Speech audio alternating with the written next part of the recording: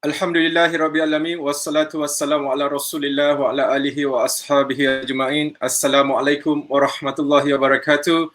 Syukur kepada Allah kita dapat berjumpa lagi pada petang ini sementara kita sedang menunggu untuk berbuka puasa. Saya ada buat sedikit perkongsian di sini mengenai macam mana kita nak sampaikan dakwah kepada orang lain. Dan ini merupakan siri yang keempat dan 4 hari kita jalankan program ini, alhamdulillah. Dan antara benda-benda yang saya telah kongsikan ialah antaranya bezanya antara dakwah dan islah, dakwah Islamiah dan dakwah kepada orang Islam sendiri. Dan juga saya kongsikan semalam beberapa ganjaran ataupun motivasi untuk kita sama-sama terlibat dengan kerja-kerja dakwah. Di antaranya ialah satu yang saya kongsikan mengenai ganjaran yang telah Allah Subhanahu Wa Taala janjikan, di mana Nabi Muhammad sallallahu alaihi wasallam bersabda yang bermaksud, demi Allah sungguh satu orang saja diberi petunjuk oleh Allah melalui perantaranmu, maka itu lebih baik daripada unta merah. Dan kepada siapa yang menonton semalam, mungkin ada masih teringat tak, kalaulah kita diberikan Ferrari merah yang baru, adakah kita mahu menyahut cabaran yang diberikan? Contohnya lah kalau ada game dan sebagainya. Jadi tapi di sini apa yang dimaksudkan ialah unta merah itu adalah satu harta ataupun satu benda yang orang miliki yang sangat berharga di zaman Nabi Muhammad sallallahu alaihi wasallam. Dia macam seperti kereta mewah itu yang saya sebut tadilah. Jadi bayangkan kalau kita mendapat ganjaran berikut, diberikan hadiah, dibayar cash ataupun diberi special kat dunia ni, bawa satu orang masuk Islam, dapat satu kereta Ferrari. Agak-agak kita buat tak? Jadi bayangkan itu di antara ganjaran dia. Dan di lain hadis pula, ia bermaksud di mana Nabi Muhammad SAW bersabda, lebih baik daripada dunia dan segala isinya, kalau sekiranya kita dapat membawa seseorang itu kepada Islam. Baik, lagi satu hadis yang sangat penting saya rasa saya sebut semalam ialah mengenai apabila kita dapat membawa seseorang kepada jalan Allah ataupun kita dapat menunjukkan satu kebaikan kepada dia. Apa yang Nabi kata di sini? Mari kita baca ya.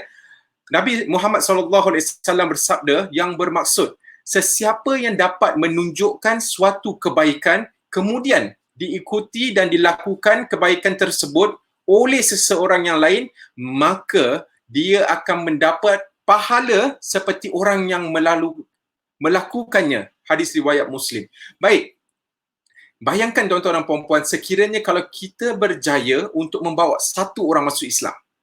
Bayangkan ya, satu orang ni masuk Islam, kemudian kita mengajarkan dia untuk membuat wuduk, kemudian mengajar dia untuk solat, mengajar dia untuk mengaji, kemudian kita, contohnya kita mengajar dia untuk berpuasa dan sebagainya. Bayangkan tuan-tuan dan puan-puan, daripada hadis yang tadi saya sebut tu, setiap kali orang ini mengerjakan amal ibadat tersebut, tuan-tuan dan puan-puan dapat saham. Tuan-tuan dan puan-puan ada share daripada itu. Jadi bayangkan, kalaulah kita tunjuk seseorang tu bawa masuk Islam dan dia terus menerus melakukan amal ibadah, Masya Allah, ganjaran yang dijanjikan tu sangatlah besar. Dan bayangkan juga orang-orang yang terdahulu daripada kita ni. Bayangkan kita yang duduk kat Malaysia, Indonesia, Singapura ataupun Brunei dan sebagainya. Kita ni adalah hasil daripada usaha dakwah yang mereka dahulu lakukan. Mereka tu datang contohnya daripada Jazirah Arab, datang daripada India, Pakistan, ataupun datang daripada China, sebahagian ahli sejarah mengatakan. Jadi bayangkan mereka datang dengan mempunyai satu visi untuk menyampaikan Islam kepada tanah Melayu dan juga kepulauan Melayu. Dan alhamdulillah hari ini kita semua adalah majoriti daripada kita orang Melayu, ataupun dikatakan semualah orang Melayu di bumi Melayu ini beragama Islam. Baik, itulah sedikit yang saya kongsikan semalam mengenai motivasi dan ganjaran untuk kita sama-sama melakukan kerja-kerja dakwah, iaitu menyampaikan Islam kepada sahabat-sahabat kita yang bukan Islam, insya-Allah. Baik, hari ini kita akan sambung pula dengan satu lagi topik, iaitu ciri-ciri seorang pendakwah. Apabila kita sebut tentang ciri-ciri seorang pendakwah ni, apa yang kita maksudkan ialah, cuba kita bayangkan ya, apabila kita tu, atau kita kata characteristics of a da'i ataupun characteristics of a du'at, kalau plural form, kita tidak hanya sebagai pendakwa ni, kita nak, orang cakap tu, bagus daripada percakapan, bagus daripada orang kata tu, personality, tetapi kita juga harus mempunyai ciri-ciri yang sesuai dalam menyampaikan dakwah. Antaranya ialah yang paling penting sekali, poin yang pertama di sini, iaitu mempunyai keikhlasan, sincerity. Apa yang dimaksudkan keikhlasan di sini? Untuk memudahkan kita semua untuk faham, kita rujuk kepada satu hadis Nabi Muhammad sallallahu alaihi wasallam, yang di dalam hadis itu Nabi bersabda yang bermaksud innama a'malu binniat, ataupun amal itu tergantung kepada niatnya. Dan apa yang best dia tentang hadis ini juga, kalau kita tambahkan juga satu lagi hadis, iaitu kalau sekiranya lah sahabat-sahabat yang sedang menonton ni ada niat untuk buat dakwah, insya-Allah telah pun ditambahkan satu pahala untuk anda. Kalau anda melakukannya, lagilah tambah pahala tersebut. Dan saya mengajak sahabat-sahabat sedang menonton ni, silalah share video ni, mudah-mudahan lain orang juga dapat manfaat, dan juga sila tinggalkan soalan sekiranya ada soalan di ruang komen, insya-Allah. Okey, baik. Dan hadis yang kedua ialah kenapa penting sangat keikhlasan ini, ialah bayangkan tuan-tuan dan puan-puan, kita rujuk kepada satu lagi hadis di mana Nabi Muhammad sallallahu alaihi wasallam bersabda mengenai 3 orang pertama yang akan diheret pada muka mereka tu ke neraka. Masih ingat tak hadis ni? Saya percaya tuan-tuan dan puan-puan mungkin pernah dengar hadis ini, iaitu Nabi menceritakan tentang 3 orang ini, di mana mereka itu, yang pertama, dia itu mati syahid. Yang kedua, dia itu seorang yang belajar Al-Quran kemudian mengajarkan orang lain. Dan yang ketiga ialah seorang yang mempunyai harta yang banyak, kemudian dia itu seorang dermawan. Tetapi di sini tuan-tuan dan puan-puan, kalau tuan-tuan dan puan-puan lihat pada hadis itu sangat panjang, tetapi saya ringkaskan sedikit, ambil beberapa poin di sini. Nabi Muhammad SAW menceritakan bahawa nanti di akhirat nanti, 3 orang ni akan dipanggil. Yang pertama tadi tu, yang mati syahid, dia tu datang, dia apabila ditanyakan kepada dia, apa yang kamu buat di dunia untuk Allah? Dia cakap apa? Dia jawab, aku mati di jalanmu, iaitu aku mati syahid. Kemudian, apa yang Allah kata kepada dia? Kamu berdusta. Kamu berdusta. Dia itu, niat dia untuk berperang itu, mati syahid, supaya dia mendapat puji-pujian bahawa dia ini seorang pahlawan, dia seorang warrior, dia seorang yang syahid dan sebagainya. Yang kedua pula ialah mengenai orang yang belajar Al-Quran kemudian dia mengajarkan orang lain. Di sini sama juga Allah akan tanyakan kepada dia, apa yang kamu lakukan di dunia untuk aku? Dan Allah Subhanahu Wa Taala, dia tu mengatakan, dia menjawab, aku belajar Al-Quran dan aku mengajarkan kepada orang lain. Kemudian Allah menjawab kepada dia, kamu berdusta. Malah dia itu niat dia sebab apa? Dia nak orang puji dia, dia ni seorang hafiz, dia ni seorang yang bagus dalam bacaan Quran dia, dia ni seorang yang mahir dalam mengajar Al-Quran. Tetapi niat dia tu bukanlah kerana nak keredaan Allah Subhanahu Wa Taala. Yang ketiga pula ialah mengenai seorang yang mempunyai banyak harta. Kemudian dia itu memberi kepada fakir miskin dan sebagainya. Kemudian Allah tanya kepada dia, apa yang kamu lakukan di dunia ini untuk aku? Jadi dia jawab, aku telah menginfakkan ataupun aku telah mendermakan harta aku kepada fakir miskin dan golongan yang memerlukan. Tetapi Allah kata kepada dia, kamu berdusta. Sebabnya dia tu buat segala sesuatu itu kerana ingin orang mendapat pujian daripada kalangan masyarakat dia bahawa dia adalah seorang dermawan ataupun dialah seorang orang yang sangat pemurah dan sebagainya. Malah tiga orang tersebut dalam hadis sahih itu, mereka itu dikatakan dia akan diseret pada muka mereka itu ke api neraka. Na'udzubillah. Kita mohon kepada Allah, kita berdoa kepada Allah, semoga Allah melindungi kita dan juga ahli keluarga kita daripada azab api neraka.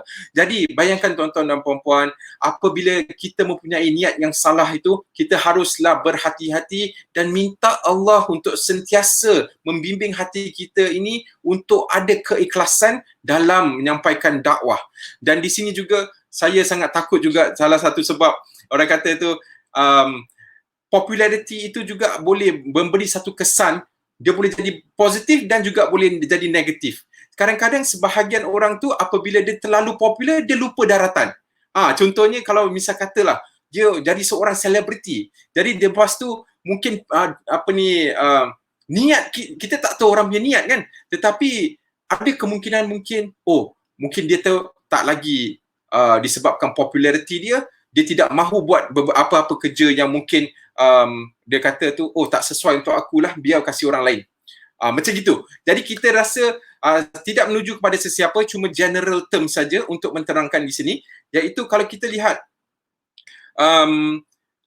apabila kita buat dakwah ni, ialah kita tahu kadang-kadang kita tu alhamdulillah dengan izin Allah bawa orang masuk Islam.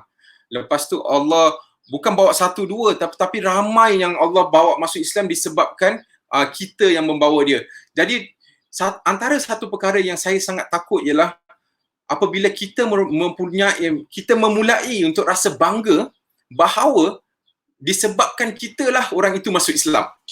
Ini antara fatal mistakes in dakwah. Bagi saya lah, fatal mistakes in dakwah, because disebabkan kalau kita lihat sebenarnya orang-orang yang dapat hidayah ni, mereka yang bersyahadat dan sebagainya, bukan kita ni, hanyalah perantara disebabkan Allah menggerakkan hati kita, memberi kita taufik dan hidayah untuk buat kerja dakwah.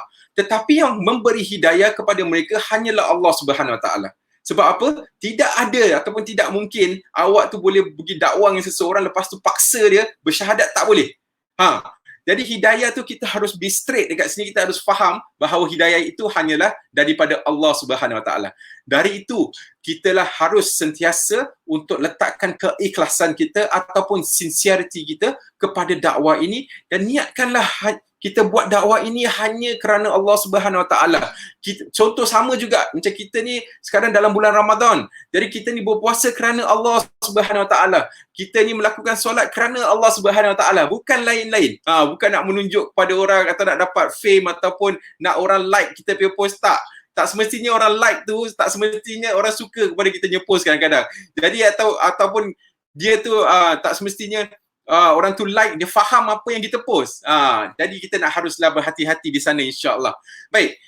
Seterusnya ialah poin yang kedua, ialah mengenai ilmu pengetahuan. Apabila kita buat kerja dakwah ni, sebagai seorang ciri-ciri seorang pendakwah, kita mestilah at least, orang cakap tu, ada asas of apa yang kita nak sampaikan.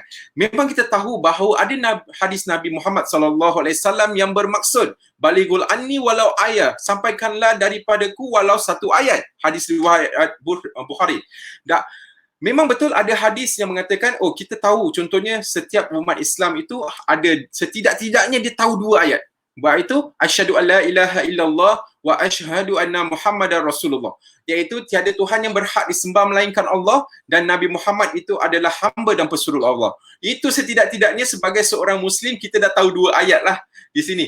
Jadi memang betul, saya setuju bahawa disebabkan 2 ayat ini kita boleh sampaikan kepada orang lain. Kalau kita lihat kepada sirah Nabi Muhammad SAW, ada satu cerita yang sangat menarik bagi saya, ialah mengenai Abu Bakar radhiyallahu an, bahawa apabila dia itu telah pun dapat Islam, kemudian dia pilih untuk memeluk Islam melalui tangan Nabi Muhammad SAW, dia tidak ada, orang cakap tu, tidaklah ada ilmu pengetahuan yang banyak tentang Islam. Dia cuba tahu kalimah tu je, la ilaha illallah Muhammadar Rasulullah. Jadi apa yang dia buat, dalam riwayat mengatakan bahawa dalam tempoh lebih kurang 10 hari, dia dah berjaya bawa lebih daripada 10 orang masuk Islam.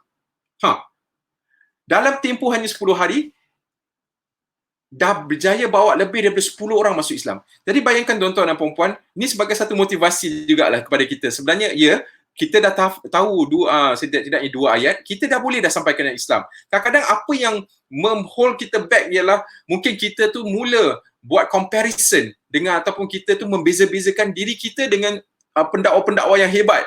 Contohnya antaranya ialah mungkin seorang tokoh dalam perbandingan agama ke, ataupun seorang tokoh pendakwa yang hebat di tanah air kita, Malaysia. Jadi kita mula membezakan, aku tak sampai standard dia, macam mana aku nak sampaikan dakwah. Bukan begitu tuan-tuan dan puan-puan. Tetapi di sini ialah apa yang kita mampu buat daripada apa yang kita ni boleh buat, di situlah kita akan dijudge oleh Allah Subhanahu Wa Taala.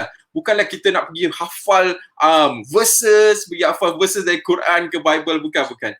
kita buat ikut kemampuan apa yang kita mampu buat, insya-Allah. Insya-Allah semua orang boleh buat. Tetapi di sini apa yang saya nak tekankan tentang ilmu pengetahuan ni, kita apabila buat dakwah hendaklah kita jangan dasarkan dia kepada kejahilan emosi ataupun perkara yang kita tidak tahu.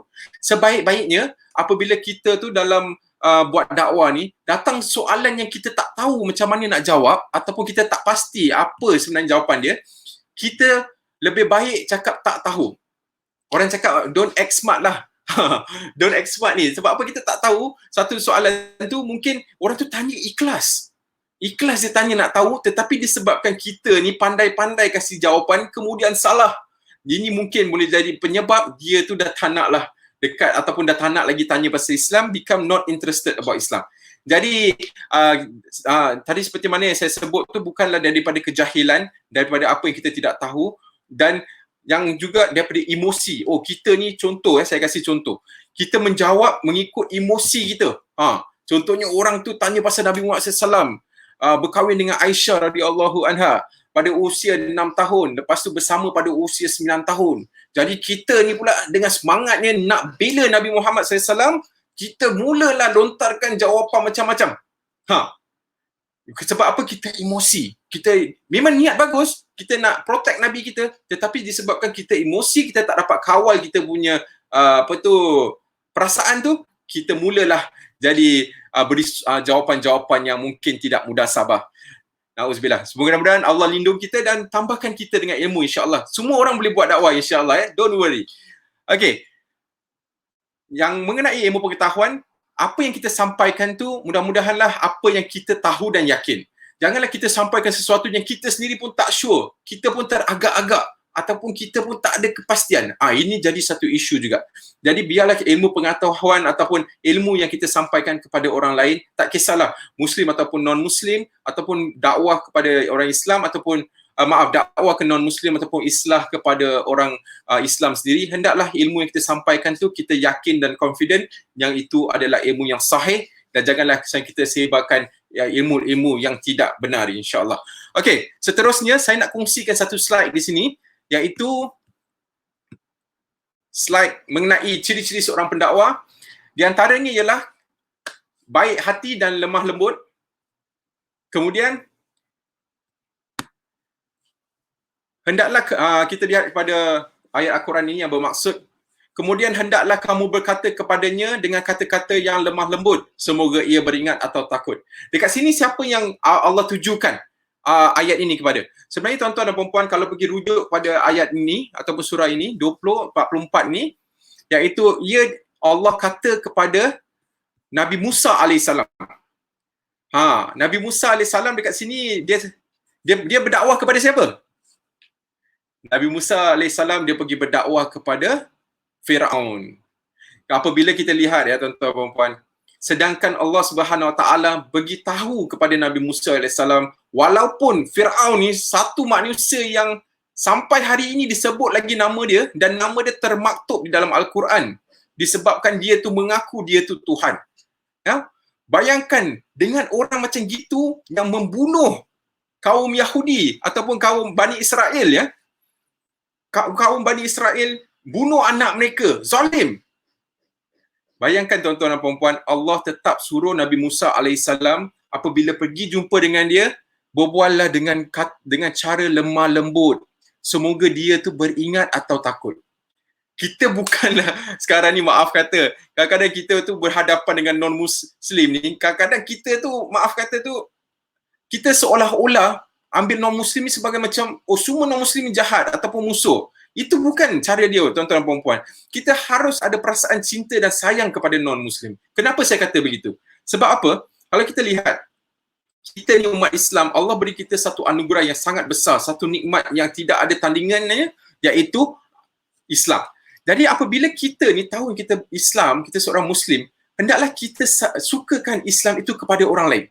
Macam mana saya maksudkan di sini ialah, kalau kita rujuk pada hadis Nabi Muhammad SAW, iaitu love, dalam Inggeris ya, iaitu love for your brother what you love for your own self. Cintailah untuk saudara kamu apa yang kamu cintai untuk diri kamu. Apa yang dimaksudkan di sini tuan-tuan dan puan-puan? Kalau kita rujuk ya kepada hadis tersebut, yang dikatakan oleh Imam An-Nawawi dalam terjemahan dia ataupun tafsiran dia, dia bermaksud cinta di sini bukan hanya cinta kepada orang Islam orang Islam, tetapi ia juga termasuk cinta kepada orang bukan Islam. Sebab apa di sini? Macam contohlah, kita Muslim, kita cinta Allah, kita cinta Nabi Muhammad SAW, kita cinta Islam. Jadi kita mahukan apa yang kita cinta ataupun sayang ini kepada orang lain. Dan apabila kita sebut tentang orang lain, memandangkan hadis itu sebut bukan hanya terhad kepada orang Islam, ia juga orang non-Muslim juga termasuk di dalamnya. Jadi di situlah saya beri sedikit penerangan bab itu. Dan kemudian saya show lagi slide ini, iaitu jangan bersikap kasar. Ini penting. Iaitu serulah ke jalan Tuhanmu wahai Muhammad dengan hikmat, kebijaksanaan dan nasihat pengajaran yang baik, dan berbahaslah dengan mereka yang engkau serukan itu dengan cara yang lebih baik. Baik. Alhamdulillah, kita dekat Malaysia ni antaranya ialah kita tidak ada budaya berdebat ataupun orang kata tu open talk yang sangat terbuka. Open criticism yang sangat, saya kata tu boleh dikatakan agak over sikit lah, overboard sikit kadang-kadang. Kalau kita tengok kat barat berbeza ataupun dekat Afrika contohnya, mereka tu boleh cakap apa saja mengenai agama lain, lepas tu diorang boleh cakap macam open tentang kritik antara satu sama lain, antara agama mereka. Malah kalau kita lihat kat Malaysia ni, memandangkan konteks kat Malaysia ni, kita hidup harmoni di antara Muslim dan juga non-Muslim, dan kita tidak, itu bukanlah satu budaya yang kita mempromosikan dekat Malaysia ni. Dan saya percaya juga di negara-negara jiran seperti Singapura dan lain-lain. Jadi apa yang saya nak sebut di sini ialah hubungan kita dengan non-Muslim ni haruslah diperkukuhkan. Ya, kita tidaklah disebabkan dia tu non-Muslim kita nak kena berkasar dengan dia, berkeras dengan dia, bukan. Apabila kita nak menyampaikan dakwah ni, kita haruslah seru mereka seperti mana Allah Subhanahu Wa Taala sebut di dalam surah An-Nahl yang saya bagi tahu tadi, yang bermaksud serulah ke jalan Tuhanmu wahai Muhammad dengan hikmat, kebijaksanaan. Baik, itu sangat penting tuan-tuan dan puan-puan. So, seterusnya ialah, kalau tuan-tuan dan puan-puan tengok saya nak kongsikan sedikit lah sebelum saya pergi slide seterusnya. Okey, kalau tuan-tuan dan puan-puan lihat gambar dekat sini ni, ada seorang yang berbaju hijau nama dia Rafael Baragas. Rafael Baragas ni, Masya Allah, satu kisah yang saya nak kongsikan sangat menarik. InsyaAllah minggu hadapan pada hari Jumaat 12 tengah hari, saya akan buat satu temu bual khas dengan dia, dengan seorang lagi sahabat saya dari Ashraf Schneider daripada South Africa, juga seorang pendakwa dan juga mu'alaf. Mereka, saya nak cerita tentang Rafael Baragas ni. Masya Allah, saya berkesempatan untuk bersama beliau di London tahun lepas, hujung tahun lepas. Jadi sempatlah kami tu hadiri satu kursus yang diajukan oleh AIRA, iaitu New Muslim Retreat. Jadi dalam tempoh masa lebih kurang, saya rasa lebih daripada seminggu, kita dapatlah bersama. Jadi kita banyak bertukar-tukar buah fikiran. Dan di antaranya ialah, saya mintalah dia kongsikan macam mana dia tu boleh mendapat hidayah Allah Subhanahu Wa Taala. Apa yang pelik di sini ialah, dia bagi tahu saya bahawa sahabat saya baju hijau ni, tuan-tuan dan puan-puan boleh nampak ni, Rafael Baragas ni, baju hijau. Okey, apa yang dia kongsikan kepada saya ni sangat menarik. Iaitu di tempat kawasan Mexico yang dia tinggal tu, antaranya ialah dia tak ramai, ataupun boleh katakan almost tak ada satu Muslim pun dekat, kecuali ada sedikit dekat bandar. Dalam kampung dia memang tak ada Muslim lah. Mereka tu majority Kristian ataupun Katolik keramaian dia. Jadi dia ceritakan saya, daripada kecil dia ni seorang yang macam degil sedikit lah. Apabila mak dia atau bapak dia suruh dia pergi ke gereja, dia selalu menolak, dia selalu buat alasan. Malah ada kalanya bila mak bapak dia masuk gereja, dia akan duduk kat luar. Dia macam gitu orang dia. Dan dia cuba untuk mencari alasan untuk tidak pergi sebab dia nak main game kat rumah. Macam gitu lah. Jadi dia cerita dengan saya tu, ada satu ketika tu seolah-olah dia mula untuk mencari siapa itu Tuhan dia. Tuhan sebenar. Jadi dia mula buat kajian sendiri. Tidak ada orang dekat sana dengan dia. Inilah kalau kita lihat kuasa Allah Subhanahu Wa Taala, bagaimana Allah nak mencampakkan hidayah kepada hati seseorang. Allah can do anything according to his ability and according to his attributes. Subhanallah. Jadi apa yang berlaku ialah, dia sedang buat kajian dia terjumpa artikel tentang Jesus in Islam, terjumpa tentang Al-Quran, terjumpa tentang Islam. Bayangkan seorang Meksiko yang berbangsa Meksiko tinggal di, boleh katakan tu, orang cakap tu dalam kawasan perkampungan lah, kalau kita nak mudah faham, mendapat tahu tentang Islam melalui internet. Dan apa yang berlaku ialah, selepas dia buat kajian, dia mula baca Quran, dia mula rasa yakin bahawa Islam itu adalah agama yang benar. Jadi dia ceritakan saya, dia cakap dia nak jadi seorang Muslim. Tapi dia tak tahu dengan siapa dia nak jumpa. Nak pergi bandar pun dia tak tahu dekat mana tempat Muslim. Bolehlah kita bayangkan kalau contohnya kita duduk dekat negara non-Muslim lah. Lepas tu kita tak tahu, contohnya tu kita tak tahu mana ada masjid, ataupun kita tak tahu mana ada komuniti Islam, kan? Jadi begitu juga bagi dia. Jadi apa yang berlaku ialah, dia kata disebabkan dia tu yakin sangat Islam tu agama yang benar, dia bersyahadat di depan komputer. Jadi dia punya saksi tu komputer dia lah. Wallahu alam lah atas penerimaan tu, tapi dia punya keikhlasan untuk terima Islam tu dah ada. Jadi apa yang berlaku ialah, dia mula belajar Islam seorang diri. Sahabat saya ni, iaitu Rafael Baragas ni. Jadi bila dia belajar Islam ni, subhanallah, sampaikan dia ke tahap dia pergi mendaftar untuk belajar dekat Madinah. Jadi alhamdulillah dia tu dipilih untuk menjadi untuk belajar di Madinah, dan alhamdulillah dengan izin dan rahmat Allah tu dia berjaya untuk graduate daripada Madinah. Tak silap saya dia belajar 5 tahun atau 7 tahun. Dan dia tu sangat fasih dalam bahasa Arab. Bayangkan tuan-tuan dan puan-puan, seorang yang bersyahadat di depan komputer, kaca komputer ni, akhirnya menjadi seorang graduate daripada Universiti Madinah, Saudi. Alhamdulillah. Dan bayangkan dia dekat Latin America, berapa jauh tu dengan Saudi. Masya Allah.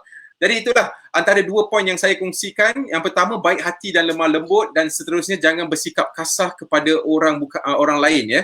Di antara ciri-ciri penting seorang pendakwah. Dan seterusnya ialah ciri-ciri seorang pendakwah, iaitu hati yang lembut, dan juga akhlak yang baik dan sopan. Seperti hadis daripada Nabi Muhammad SAW, ada yang bermaksud tidak sesuatu yang lebih berat timbangannya di atas mizan daripada akhlak yang baik. Dan sebagai umat Islam yang buat, terutama sekali kepada mereka yang buat kerja-kerja dakwah, hendaklah kita tunjuk akhlak yang baik kepada orang non-Muslim. Janganlah kita tu kadang-kadang disebabkan kita punya attitude ataupun kita punya rage to non-Muslim tu, kita ni bersikap keras terhadap mereka ataupun kita mengeluarkan kata-kata yang menyakitkan hati mereka. Itu bukanlah sebahagian daripada ajaran Islam. Sebaik-baiknya mungkin kita boleh PM tepi, kita ajak dia duduk, bersembang ataupun have lunch together, have coffee. Mungkin kita boleh clear all the negative things that is surrounding Islam. Yang pernah jugalah saya buat ataupun saya pernah approach ada beberapa orang yang dia tu menghentam Islam lah. Kalau kita kata tu ikut zaman dulu-dulu memang orang cakap tu hot blooded, panas darah baran kan. Kita kalau boleh nak macam-macam lah kreatif datang ke pemikiran. Tetapi apabila kita dah menjadi seorang Muslim, kita belajar tentang dakwah, kita elakkanlah perkara-perkara begitu. Itu lebih baik untuk kita sebenarnya. Sebenarnya itulah lebih dekat kepada sunnah Nabi Muhammad SAW. Kalau kita lihatlah bagaimana Nabi Muhammad SAW masuk ke kota Taif, bayangkan ya tuan-tuan dan puan, dilontar batu, cedera, luka, malah Nabi dalam keadaan sedih, tetapi Nabi tak pun bereaksi macam maki hamun ke mengeluarkan kata-kata nista kepada kaum Taif. Malah apabila ditanya oleh 2 orang malaikat, Nabi berkata apa? Malaikat tanya, nak ke kami terbalikkan kota ini? Nabi kata apa? Nabi doakan, jangan. Nabi doakan mudah-mudahan nanti daripada kalangan keturunan mereka akan jadi orang-orang Islam. Dan alhamdulillah saya sempat pergi ke kota Taif tu. Kalau kita lihat, subhanallah, boleh katakan semualah orang-orang di kota Taif tu adalah orang Islam, alhamdulillah. Jadi berkat daripada doa Nabi kita, Nabi Muhammad SAW. Dan insyaAllah saya tambah satu lagi sebelum saya akhir, iaitu kita juga haruslah elak daripada perbahasan yang tidak bermanfaat dan tidak ikhlas. Sebab apa? Nabi Muhammad SAW bersabda dalam satu hadis yang sahih yang diriwayatkan oleh Imam Abu Dawud, iaitu baginda berkata, aku jamin rumah di dasar syurga bagi mereka yang menghindari berdebat sekalipun dia benar. Jadi hendaklah kita tu mempunyai satu sifat kasih sayang apabila kita terlibat dengan kerja-kerja dakwah, dan janganlah sebabkan emosi kita ataupun ketidaksukaan kita kepada seseorang itu membuat kita tu mula berdebat, berbahas secara kasar dengan mereka. ataupun hingga memalukan antara pihak mereka ataupun pihak Islam juga. Sebab apa orang bukan Islam kalau tengok orang bukan Islam tengok contohnya orang Islam berdebat lepas tu mengeluarkan kata-kata nista ataupun menunjukkan attitude yang tidak baik, sebenarnya dia reflect back to Islam. Dia akan kembali kepada Islam. Dia tunjuk yang oh Islam ni satu agama yang macam gini ke akhlak mereka. Jadi kita lihatlah begitu juga daripada konteks sudut pandangan seorang Muslim, ya, insya-Allah. Baik, masa saya pun telah tamat. InsyaAllah saya percaya kita pun semua dah nak berbuka puasa tak lama lagi, lebih kurang saya rasa 19 minit insyaAllah. Dan jangan lupa esok saya akan sambung pula dengan satu lagi topik, iaitu mengapa dakwah itu gagal ataupun the dakwah downfall. Dan besok saya akan kongsikan bagaimana apa perkara-perkara yang harus kita elakkan insyaAllah. Tetapi sebelum saya akhir hari ini, saya nak mengajak tuan-tuan dan puan-puan, nanti pukul jam 9.30 malam jangan lupa untuk tonton live sahabat saya, Brother Lim Jui Sun dan juga Brother Ben Uy. Mereka akan mengadakan satu sesi live dalam bagaimana nak menjawab soalan lazim daripada non-Muslim. Dan juga selepas itu pada jam 11 malam insya-Allah saya dan juga Sheikh Abdul Rahim Green, iaitu merupakan pengasas NGO yang saya bekerja sekarang dengan, iaitu IERA. Kalau tuan-tuan dan puan-puan boleh nampak logo kat sini, IERA. Pengasas dia seorang Mat Saleh daripada seorang Mat Saleh Inggeris yang telah memasuk Islam lebih daripada 20 tahun yang lalu. Kemudian dia akan berkongsikan dengan kita tentang, dia dan bersama dengan sahabat saya Isa Khan, merupakan ketua pemasaran untuk IERA. Mereka akan kongsikan bagaimana Islam sekarang ini daripada usaha umat Islam dan juga NGO IERA ni berjaya untuk ada di negara-negara malah yang kita jarang-jarang sekali dengar tentang Islam. Di antaranya yang bagaimana Islam itu telah berkembang pesat di Philippines contohnya. Dan itu antara beberapa perkara yang kita akan kongsikan pada malam ini insya-Allah. Antaranya juga dakwah di Samoa, dakwah di Tonga, dakwah di Papua New Guinea. Mungkin tuan-tuan dan puan-puan tak biasa dengar negara-negara ni kot, tetapi saya nak kata negara ni wujud dan mereka merupakan negara, ya. Dan insya-Allah jumpa tuan-tuan dan puan-puan pada malam ini, sesi bersama saya dan Syekh Abdul Rahim Green dan juga Isa Khan pada pukul 11 malam. Sementara kita lepas tarawih ke nak tunggu tarawih, bolehlah kita tonton bersama. Dan jangan lupa untuk bersama interaktif dakwah dan tarbiyah, iaitu bersama Brother Lim Jui Sun dan juga Brother Ben Uy dalam satu sesi soalan lazim daripada non-Muslim insya-Allah. Dari itu, terima kasih kepada semua yang menonton. InsyaAllah kita akan jumpa esok dan dengan izin Allah Subhanahu Wa Taala kita dapat bersama lagi. Dan selamat berbuka. Jazakumullahu khairan. Assalamualaikum warahmatullahi wabarakatuh.